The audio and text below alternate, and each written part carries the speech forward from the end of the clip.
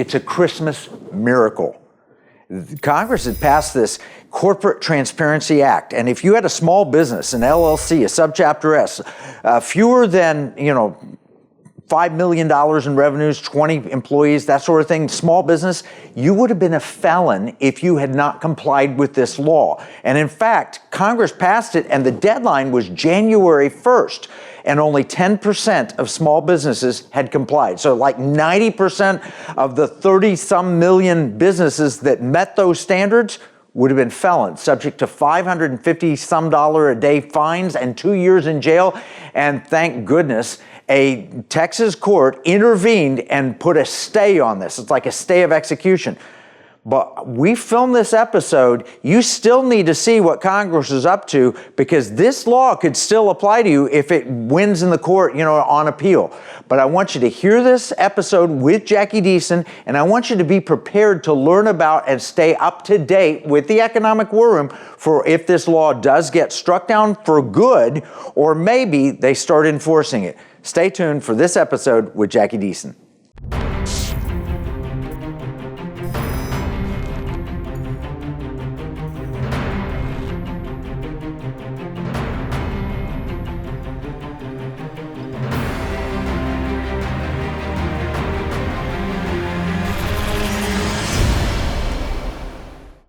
Jacki Deason, the host of The Jacki Daily Show, airing on Blaze Media, on the Dial in Texas, and podcasts everywhere, is back in the economic war room.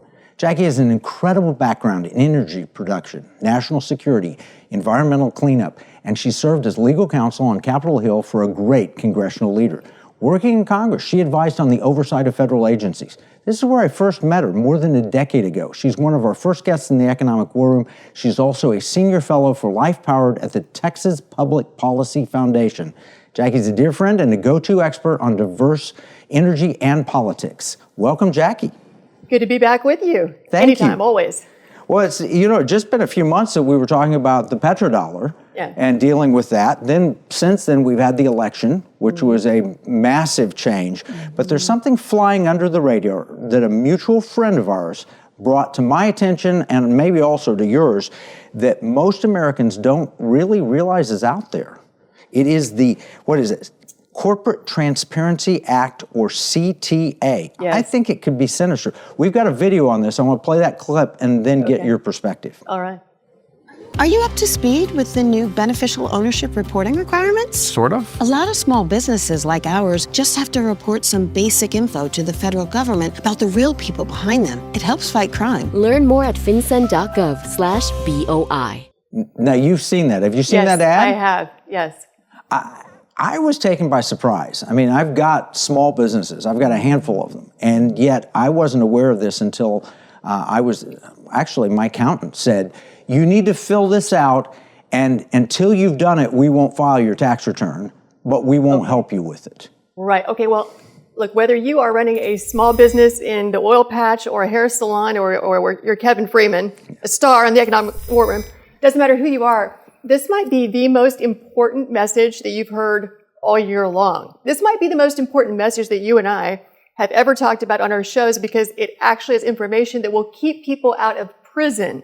I don't want to go to prison. That is not an overstatement. You literally, if you hear nothing else from me this year, you can go to prison if you do not file the forms required by this new law, which went into effect January 1st, 2024. Basically, if you have a small business, I don't care if you're S Corp, LLC, could be a board, could be a trust. There are lots of entities covered. But not a sole proprietoship. Not a sole proprietorship to my knowledge, although I haven't researched that specifically. And again, we're not tax experts. We're not legal. We're not giving legal advice here. This is informational only. But you've studied this. In fact, my advice would be go to your lawyer. Be sure to go to your lawyer and have a conversation about the CTA, because we need to get the bottom line up front. If you don't file with this entity inside the U.S. Treasury Department, it's designed to combat crime and terrorism by January 1st, 2025. That's just a couple of weeks. Which is coming right up. you can be deemed a felon. If the government chooses to enforce the law, whether you know about it or not, as you know, ignorance of the law is no excuse, you can be fined up to $500 and some odd a day. A day? A day for noncompliance, or sentenced up to 2 years in prison for simply not handing over this basic information, which sounds really innocuous. I mean, that ad sounded so innocuous, It right? did. It So was, simple, what so a nice easy. lady. Just be your public service. And, And so, but really, actually, what they want, and again, even this won't sound so bad, but they want your beneficial ownership of your company. Who directly or indirectly owns the company or has control, makes decisions. You know, your passport, your driver's license, etc. They want to know who is behind the company, supposedly to make sure that you're not a terrorist, you are not a cartel member, you are not running organized crime. Now, well, curiously, not any of those. right. But Yes. it's called the Corporate Transparency Act. It's a part of FinCEN, the Financial Crimes Enforcement Network. Mm-hmm. And like you said, it's mandatory, but only for small business. Right. Draw that distinction. So in other words, as long as you have more than 20 employees and more than $5 million in revenue, a place of business in the U.S., you're a big guy like Amazon or Walmart, you're exempt. You don't have to file. If you're a nonprofit, you don't have to file.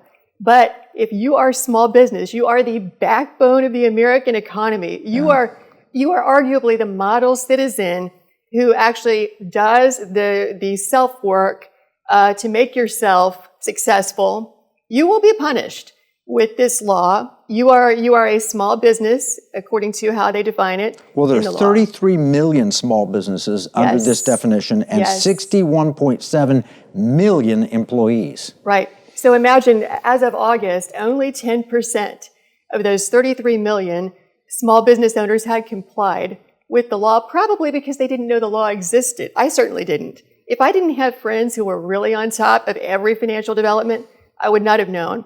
Well, and then later, my accounting firm reached out and said, alert, you could go to prison if you don't I file wouldn't this. file my taxes until I filled it out, Okay. actually, my accounting firm.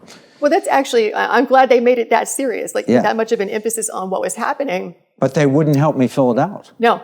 Well, neither would mine. I mean, they're not, nobody's going to help you because they see this as, first of all, it's brand new, so it's untested.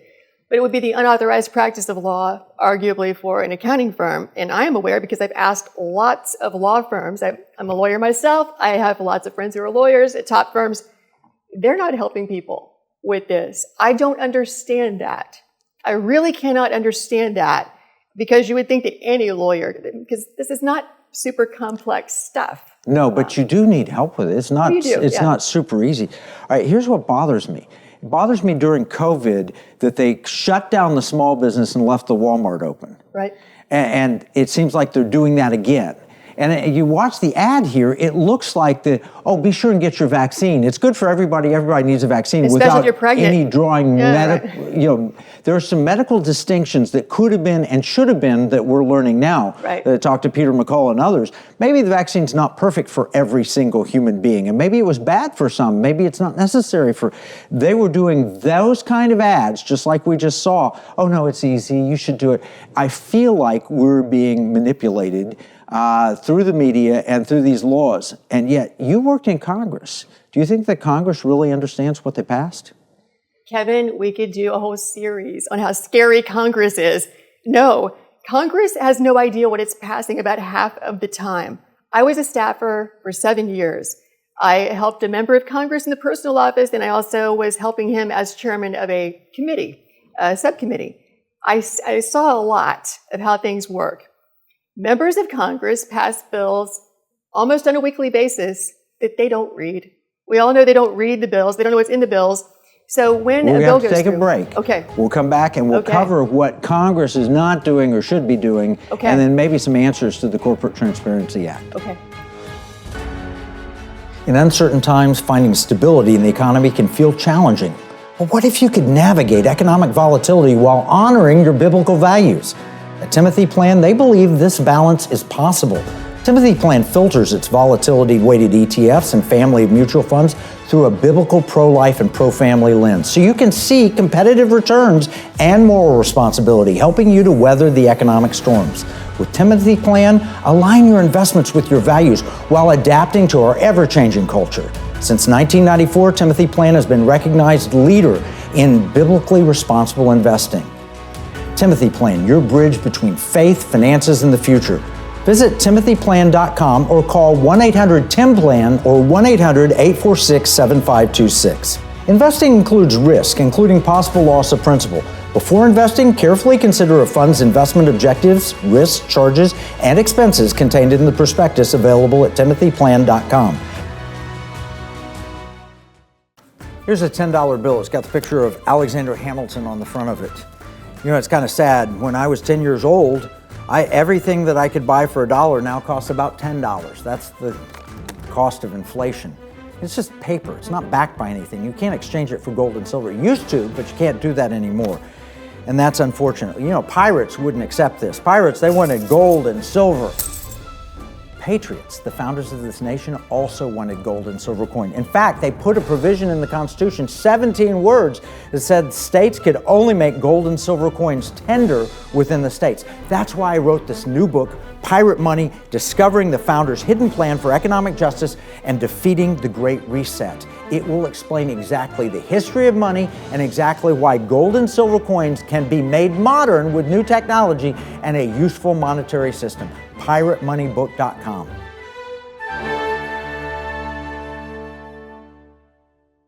Welcome back. We have incredible news. I'm going to be talking about the Corporate Transparency Act with Jacki Deason, and you're going to hear me say things about deadlines on January 1st. We have new ruling from the courts that says the deadline is postponed indefinitely as this winds through the court.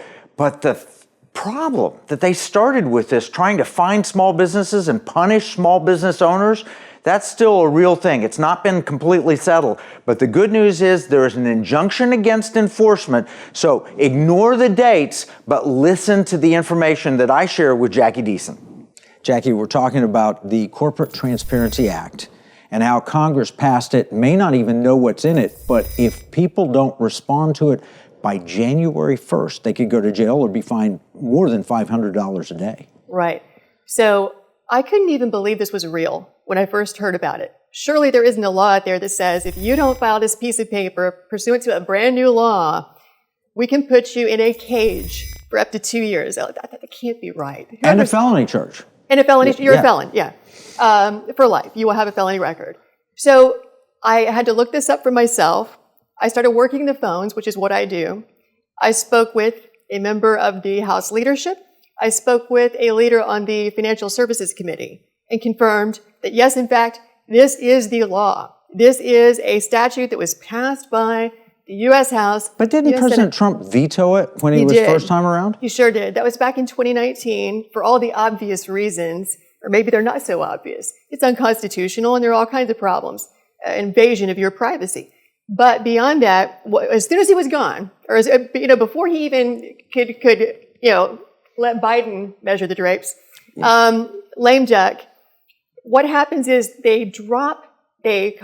members of Congress drop legislation they could never otherwise pass into must-pass legislation, such as the NDAA, the National Defense Authorization Act.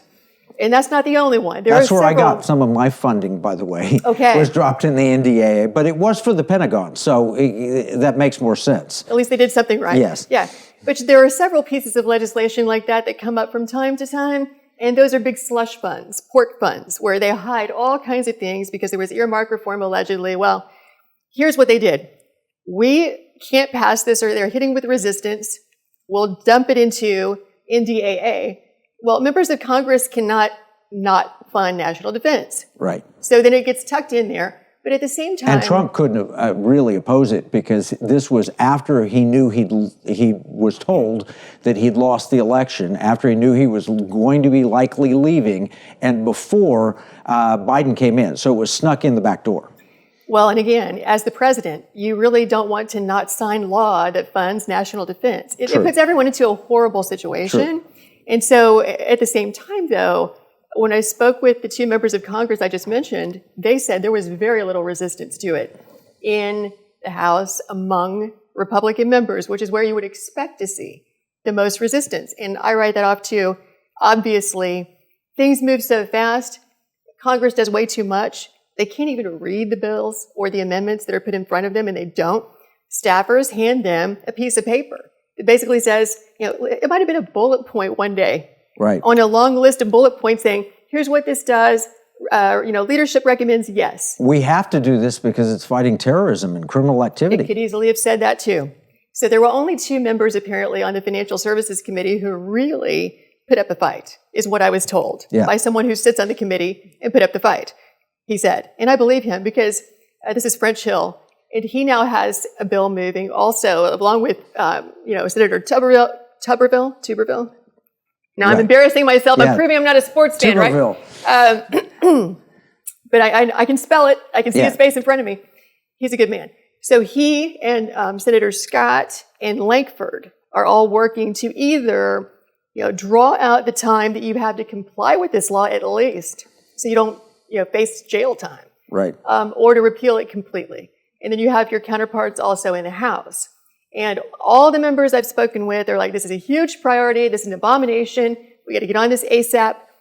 Great, but that doesn't mean that they can, right? We don't know. You never know what's going to happen, whether people have the votes to pass anything. Well, I complied. Most people are going to have to comply. I did it because I cannot have, January 2nd, somebody knock on my door and drag me off because I'm on TV or whatever. Right, well, so I've already, but I gave them my driver's license, my wife's driver's license, our social security numbers, our address. I mean, it is a roadmap to identity theft, and then it's going to be shared with 170 countries through the shadowy Egmont group, egmontgroup.org. You can look them up. It's all these organizations with leadership. I'm sure they're fine people, but I look at the names; they're all foreign people on the board and in the power positions. None of them seem to be Americans, and none of them seem to have my interest at heart. And they're going to have all my information because it's been shared, and I hate that. Many of them are not friendly. They're not friendly countries. I don't know about the individuals, but they're not. I don't even want my own IRS to have any more information than they have to, much less 170 countries. Yeah, that's crazy and off the charts. So there's so much wrong with this. I seriously doubt many members of Congress even know that. But now there's this backlash, and here's the problem. I mean, either we have to have a bill that passes both chambers of the Congress to repeal the law or postpone the law, or we have to have a promise from President Trump that he's not going to enforce the law. He can't promise it until he's sworn in. Right. And so it will have gone into effect before then. You have 3 weeks of vulnerability. Absolutely. And then even after he leaves office, could they come back and charge you? I mean, these are legal questions. It depends on the statute of limitations. And so, if the statute of limitations is 5 years, which under federal law is possible, I don't know the answer to that. Ask your lawyer, please. But that would mean that if the Democrats won back the White House next time, they could enforce what you did not comply with from January 2nd, 2025, until President Trump was sworn in. You were in violation. You were a felon. So they could still come after you, even if Trump made a decision to not prosecute during his term. This is like the Patriot Act, but it's worse because it's targeting and forcing everyday, ordinary Americans to respond. I mean, just normal mom and pop with a small, your lawyers told you, you ought to protect your assets a little bit. Put them in an LLC or something to protect you. And all of a sudden, now you're a criminal. That's a scary thought. All because you were unaware of a law that passed. And who among us reads the Federal Register for every regulation that comes down every day? But ignorance of the law is no excuse, but we're producing so many laws. How can you keep up with them? That's really what this is more than anything else. It's an over-criminalization story because you have between 3,000 and 4,000 federal laws just in the statute book you have to comply with that are criminal, and 300,000 to 400,000 federal laws in the Code of Federal Regulations. So that's not even your lawmaking body. These are the agencies, the unelected bureaucrats who make this stuff up. In addition to the state laws you comply with, the local laws you comply with, it is impossible for any human being to be on top of everything that could possibly put you into a jail cell. Because that old maxim, ignorance of the law is no excuse, Do you know it dates back to a time when there were like 50 criminal laws on the books? Yeah. Way back in England, hundreds of years ago. So they were what's called mala and say, things that are wrong in and of themselves. Don't steal, don't kill, right? Don't kidnap, things that you would quickly know. But now it's like, thou shalt not refrain from filing this form with the federal government or you're go going to jail. to a We'll cage. take another break. When we come back, we'll talk weaponization. Okay. Oh, hi, I'm Kevin Sorb, and I'm here to tell you about coffee. Well, not really, but I'm going to use coffee to illustrate my point. Here we have several different coffees, each with its own unique characteristics. First, we have instant coffee. This coffee pretends to be coffee, but it's not really coffee at all. It's a fraud. Plus, it tastes terrible. I'm out. Next, we have woke coffee. Their coffee actually tastes pretty good, until you find out that when you drink it, you have to admit that you've oppressed other coffees in the past. Insanity. I'm out. Next, we have big tech coffee. Now, these guys used to encourage folks to share with others what they thought about their coffee. But now, if you say you don't like big tech coffee, they'll take away your coffee pot. I'm out. This brings us to Patriot Mobile Coffee, right? This is one big cup of truth and freedom. There's no fraud here. Patriot Mobile is America's real Christian conservative wireless provider. Patriot Mobile gives back millions of dollars every year to organizations that are on the front lines fighting for our freedoms. Patriot Mobile offers the best nationwide 4G and 5G coverage on the same networks as the other major carriers. So you'll get the same great coverage, along with 100% US-based customer support, while knowing you are supporting a company that shares your conservative values. Switch to Patriot Mobile today by visiting patriotmobile.com or call 972-PATRIOT. We're talking about a dangerous thing with this Corporate Transparency Act, and we're talking with Jacki Deason about it.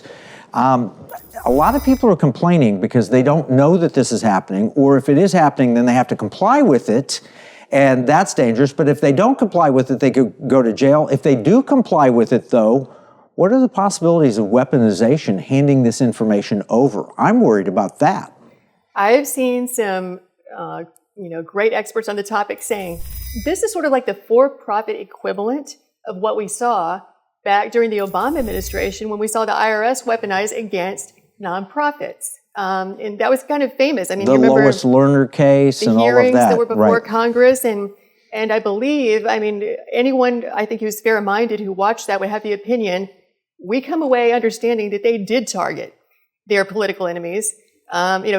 God help you, you had Patriot in your name or gun in your name or something like that. Right. That's what's enabled. They can easily just run a search either on those types of businesses they disfavor that typically have the constituency from the other political party, or they can just run names, a name search for all the people who contributed to the candidate they didn't like. Or they saw you on Facebook, or they saw an X post, I guess, and they saw your name on it, and they say, "Oh, where is Jacki vulnerable?" And they run a quick search. Oh, well, she's got an LLC. The LLC is doing this. Maybe we should just call the local regulator and have them go stop by and talk to her. Or the FDIC and say, this isn't good business, like they did Operation Choke Point, where they shut down payday lending, they shut down legal businesses, so like gun businesses and so forth.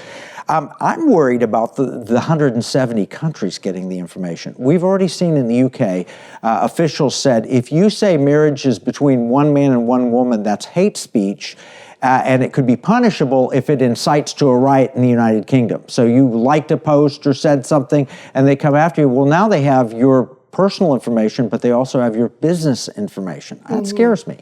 Yeah, well, and we would be shocked. I mean, we think of like the UK or Canada as having a British common law foundation. A lot of countries do.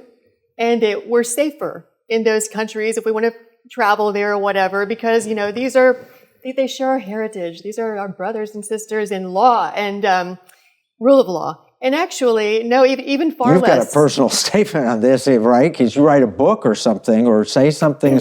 Absolutely, that's dangerous. I saw that they, allegedly, at least what I see on the news, the UK is knocking on doors and threatening to lock people up if they just express an opinion about immigration policy right. they don't like. So basically, this is exactly what we're not supposed to have to do under the First Amendment, is divine what it is that some bureaucrat or sheriff or prosecutor doesn't want us to say, and make sure we stay on the right side of the line, or else it's off to, the clink. Rachel Ehrenfeld wrote a book, and she got sued in London. I remember this, yeah. So these are the kind of things that when you're sending your information to 170 countries, you're giving all those people the opportunity to either steal your identity if they get hacked, and that happens all the time, or to target you. Yes. No, it's very frightening. So what can we do about this? I think the courts will rule it unconstitutional. In fact, Perkins Coie's written up about this, that the NSM, what is it, National Small Business probably the National Association? Federation of Independent Business, I would assume. NSBA, I know that they've taken a position, but I think there was an association for small business. I forget now precisely what. Okay. National Small Business Association, and they won a lawsuit. Yes. And the net result of it is they declared it unconstitutional, but only for their members. Yes. This is too bad, but you see it all the time. The decision will be as applied to the plaintiffs only, not a facial challenge, which would protect everyone and knock the law down. Just because really it's much easier for a judge to say, okay, with what's been presented right in front of me, that's what I'm authorized to decide. It's much easier to make that decision than to strike down a federal statute. But it's an indicator and a precedent for everyone else who's challenging in Texas, in Midwestern states, because I think there are 6 challenges right now that I know about. Actually, maybe closer to 10 by now. Right. And so they can look to that judge, see the reasoning, and hopefully also help there, and hopefully a facial challenge will be among that group and give Congress the guts to do the right thing. Let's see. Yeah, it's scary. I have no doubt that Trump, he vetoed it once, he'll, as soon as he has the opportunity, do something about it. But there's that scary window, and if people have not complied, I hate to recommend people comply, but when can you ever say, don't follow the law? So you have to say, comply with it. That's why lawyers don't want to touch this. Because if you tell people to comply, it turns out to be unconstitutional, and then somebody's harmed from it, you feel guilty. But if you tell them don't comply and they go to jail, then you feel really guilty. And we're not lawyers. We can't tell anybody what to do on any of this. We can just give them good information. But I will not be advising. Sure, you are a lawyer. Yeah, but I will not be advising on this particular issue because your independent circumstances or individual circumstances dictate what you need to do. I highly recommend you find a lawyer who will help you. Absolutely. And that's what all the accounting firms are doing. And how have you done on that front? Have you found lawyers helping you? No. No. Strangely, I don't quite understand why full-service law firms would not want to provide this service. Like, I am at a loss to explain why. They probably would if it were $5 million and larger and 20 employees. What's in it for them with a little tiny business? I mean, well, they bill by the hour, so it's up to them. It's their choice. But then they have to get the customer, and they've got to deconflict, and they've got all of these issues for a big law firm. I think a small law firm might be willing to take it on. Maybe so, because you are talking about 33 million. Yeah. That we know about. Right. Small businesses, so it should be a boon for the lawyers, as so many things are that are regulatory. It should, but people are scared of it. They don't know where it's going to land. It does look unconstitutional on the face, but you can't rely on that. Oh, no. I would say absolutely comply with the law, dot every I, cross every T, go the extra mile, do not get comfortable in gray areas. This is not something to ignore or do lightly. I almost view it as a gotcha law. It was so extreme. It was such an extreme penalty with very little education whatsoever to let people know it existed. And they only have a couple of weeks.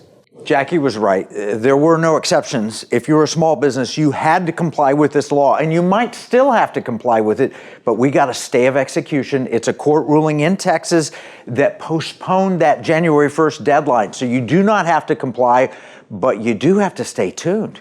Because if they reenacted the law, or if they won on appeal or something, you need to find a lawyer and figure out how to file this. Good news, Trump administration may come in and may solve this as a problem for us. Now, we're going to summarize all of this in our free economic battle plan. You can get a copy at economicwarroom.com. Remember, what we see as a marketplace, our enemies view as a battle space. This is Kevin Freeman from the Economic War Room.